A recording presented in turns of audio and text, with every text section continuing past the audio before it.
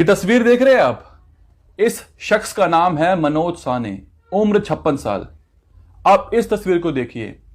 यह महिला का नाम है सरस्वती वैद्य, उम्र 36 साल।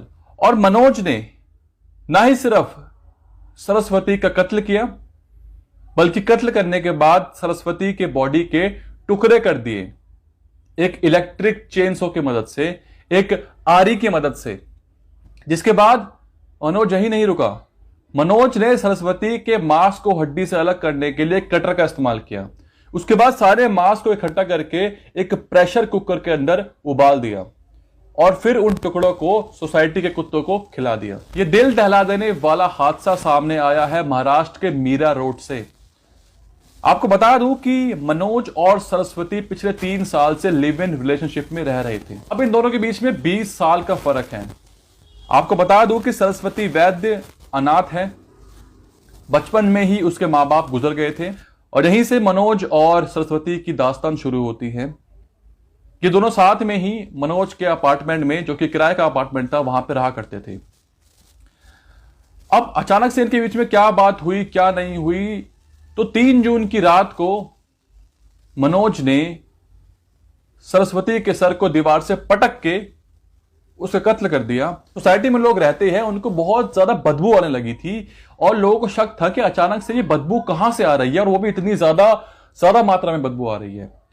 जो मनोज था वो काफी ज्यादा अलग ही रहा करता था। मतलब ना फेस्टिवल्स में कुछ त्योहार मनाना, ना घर से ज्यादा बाहर निकलना, ना किसी से ज्यादा बात करना, अपने ही दुनिया में रहा करता था, किसी से घुलता मिलता भी नहीं था। लेकिन सोसाइटी के लोगों ने यह देखा कि अचानक ही मनोज जो है बाहर आकर कुत्तों को खाना खिलाने लगा है। जो इंसान किसी जानवर से प्यार नहीं करता था, जो किसी को मुंह नहीं लगाता था, अचानक से वो कुत्तों को खाना खिला रहा है। तो लोगों को शक हुआ, लोगों ने पुलिस कंप्लेंट करी और जब पुलिस घर में आई तो जो मंजर था वो हैरान कर देने वाला था। पहले तो मनोज ने गेट खोला और बिल्कुल नॉर्मल तरीके से पूछा, हाँ जी क्या हुआ है, आप किस काम से आए हैं? तो पुलिस ने बताया कि हमें कुछ शक है, हम कुछ पूछताछ करने आए हैं, कुछ जांच करने आए हैं। तो जैसे ही कमरे में पुलिस घुसती है तो वो जो मंजर होता है वो हैरान कर देने वाला होता है, परेशान कर देने वाला होता है। मंजर कुछ ऐसा होता है कि उस घर में चारों तरफ खून ही खून बिखरा होता है, पूरा फर्श खून से लिपटा होता है, दीवारों पर खून के छींटे होते हैं। 3 बाल्टी रखी होती है, उन बाल्टी के अंदर सरस्वती का शव होता है, या यूं कह लीजिए कि शव के टुकड़े होते हैं, चॉप कर रखे होते हैं बाल्टी के अंदर। एक मिक्सर ग्राइंडर होता है। तो मैंने आपको बताया था कि जो मांस से हड्डी अलग करी थी, तो मांस को तो उसने उबाल दिया था, लेकिन जो हड्डी थी उस हड्डी को वो ग्राइंड करता था, जिसके बाद उसका पेस्ट बनाकर उस उबले हुए मीट के ऊपर, उस सरस्वती के मीट के ऊपर उस पेस्ट को लगाकर उस कुत्तों को खिलाया करता था। सोचिए इंसानियत की किस तरीके से हद पार हो चुकी है। जहां आफ्ताब श्रद्धा केस में आफ्ताब ने 36 टुकड़े करे और उन टुकड़ों को जंगलों में बांटना शुरू कर दिया, यहां तो उससे भी एक स्टेप आगे निकल गया मनोज। और जब मनोज से पूछताछ हुई, जब मनोज को अरेस्ट किया गया, तो मनोज ने बताया कि आफ्ताब श्रद्धा केस से ही इंस्पिरेशन लेकर उसने ये पूरे कांड को अंजाम दिया। उसने बताया कि कैसे जब आफ्ताब का केस न्यूज में आया था, मीडिया में आया था, तो वो उस केस को फॉलो कर रहा था और वहां से उसके दिमाग में आइडिया आया कि कैसे हम बच सकते हैं, कैसे बचा जा सकता है एक कत्ल से।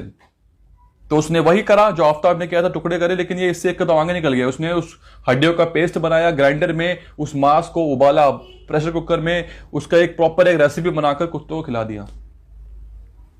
This is so shocking. इसके बाद जब पुलिस ने उससे पूछताछ करी तो अब वो हर बार एक नई स्टेटमेंट दे रहा है, जिसके बाद पुलिस को लग रहा है कि ये हमें गुमराह करने की कोशिश कर रहा है।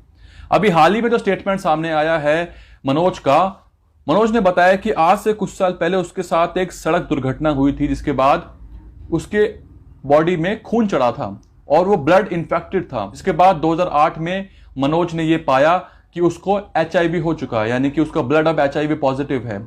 जिसके बाद से ही वो मेडिकेशन में था, उसके इलाज चल रहा था। मनोज ने बताया कि 3 साल से वो सरस्वती के साथ रह रहा था, लेकिन उनके बीच में कोई भी फिजिकल ताल्लुकात नहीं हो बन पाए थे, क्योंकि मनोज HIV पॉजिटिव था। शायद इसलिए सरस्वती ने कोई भी फिजिकल ताल्लुकात नहीं बनाए मनोज के साथ। इस वजह से वो काफी ज्यादा फ्रस्ट्रेट रहता था, काफी ज्यादा गुस्से में रहता था, परेशान रहता था। लेकिन इसके बाद ही उसने एक स्टेटमेंट चेंज करते हुए ये बोला कि सरस्वती उसके बेटी जैसी थी। जी हां, उसने बोला कि सरस्वती को वो अपनी बेटी समझता था, क्योंकि उन दोनों के बीच में 20 साल का फर्क था। तो उसने बोला कि वो उसको अपनी बेटी समझता था। उसने ये बताया कि वो उसको पढ़ाई करवा रहा था आगे एसएससी की। मनोज ने बोला कि 3 जून की रात को जब वो काम से घर लौटता है तो वो देखता है कि सरस्वती जमीन पर पड़ी होती है, उसके मुंह से कुछ झाग निकल रहा होता है। तो उसको लगा कि सरस्वती मर चुकी है, उसने जहर खा लिया है, उसने आत्महत्या कर ली है।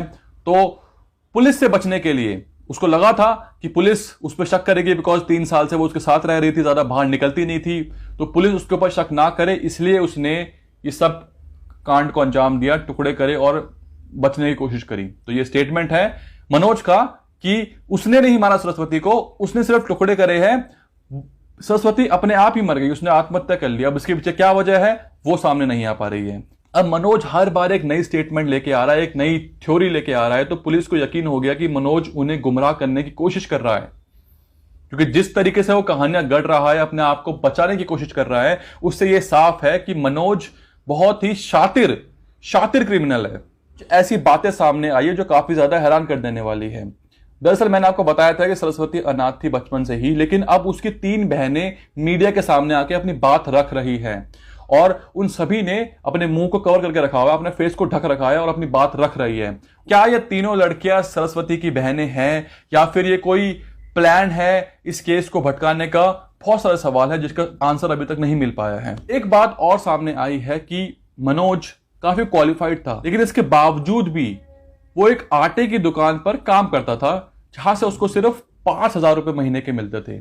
इसके बावजूद भी उसके पास एक सफेद कलर की गाड़ी थी और वो मीरा रोड में एक किराए के अपार्टमेंट में रह रहा था, लेकिन उसके पास एक खुद का फ्लैट भी था जिसको उसने किराए पर दे रखा था और जहां से उसको 30,000 रुपए महीने के मिलते थे। अब सवाल ये उठता है, मनोज अगर इतना क्वालिफाइड था तो वो एक आटे की दुकान पर 5,000 रुपए महीने के लिए काम क्यों करता था? और सवाल ये भी उठता है, जब खुद का उसके पास एक अपार्टमेंट था तो वो वहां पर क्यों नहीं रहता था?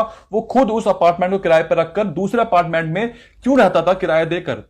एक बात और है कि इन दोनों के बीच में आखिर रिश्ता क्या था, क्योंकि मनोज ने बताया कि सरस्वती उसकी बेटी जैसी थी, उन दोनों के बीच में कोई भी फिजिकल ताल्लुकात नहीं थे। इसके बावजूद भी वो 3 साल से उसके साथ रह रही थी लिव इन में, और सरस्वती खुद मनोज को मामा बोलती थी।